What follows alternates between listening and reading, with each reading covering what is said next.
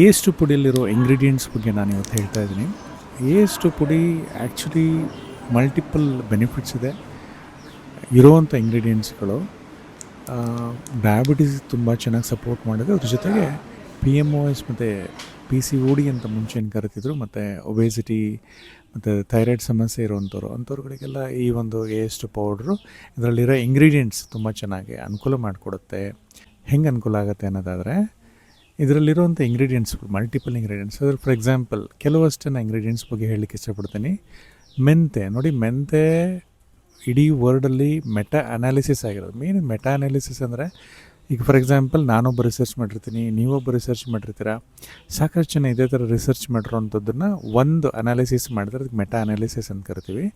ಅದು ದೊಡ್ಡ ಪ್ರಮಾಣದಲ್ಲಿ ಆಗುತ್ತೆ. 30ರಿಂದ 60, 20ರಿಂದ 80 ಆ ಥರ ಬೇರೆ ಬೇರೆ ರಿಸರ್ಚ್ಗಳನ್ನ ತಗೊಂಡು ಒಟ್ಟಿಗೆ ಅದನ್ನು ಒಂದು ಅನಾಲೈಸ್ ಮಾಡ್ತಾರೆ.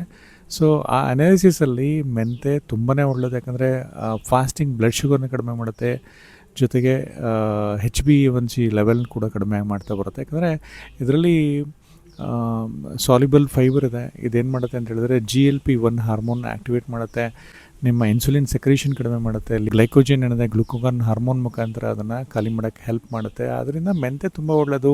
ಫುಡ್ ಸೆಟಿಟಿ ತುಂಬಾ ಇಂಪ್ರೂವ್ಮೆಂಟ್ ಮಾಡುತ್ತೆ. ಯಾಕಂತ ಹೇಳಿದ್ರೆ ಹಶು ಜಾಸ್ತಿ ಆಗೋದಿಲ್ಲ ಮೆಂತೆ ತಿಂದಾಗ. ವೆಯ್ಟ್ ಲಾಸಿಗೂ ಒಳ್ಳೆಯದು. ಸೊ ಇದೇ ರೀತಿ ಟರ್ಮರಿಕ್, ಅರಿಶಿನ ಎಲ್ಲರಿಗೂ ಗೊತ್ತಿದೆ, ಪೊಟೆಂಟ್ ಆ್ಯಂಟಿ ಇನ್ಫ್ಲಮೇಟ್ರಿ.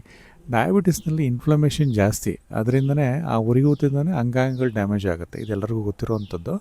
ಸೊ ಅದೇ ಥರ ಆಕ್ಸಿಡೇಟಿವ್ ಸ್ಟ್ರೆಸ್ ಅಂದರೆ ಫ್ರೀ ರ್ಯಾಡಿಕಲ್ಸ್ಗಳು ಹೆಚ್ಚಾಗಿ ರಿಲೀಸ್ ಆಗ್ತಿರುತ್ತೆ.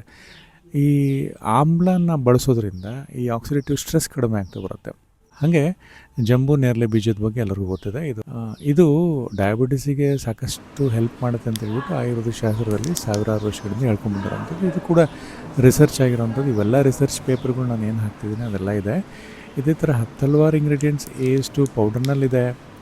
ಸೊ ಇದು ಬೆನಿಫಿಟ್ ಆಗುತ್ತೆ. ಅಂದರೆ ರೆಗ್ಯುಲರ್ ತೊಗೊಳ್ತಾ ಬಂದರೆ ಪ್ರತಿಯೊಬ್ಬರಿಗೂ ಬೆನಿಫಿಟ್ ಇದೆ.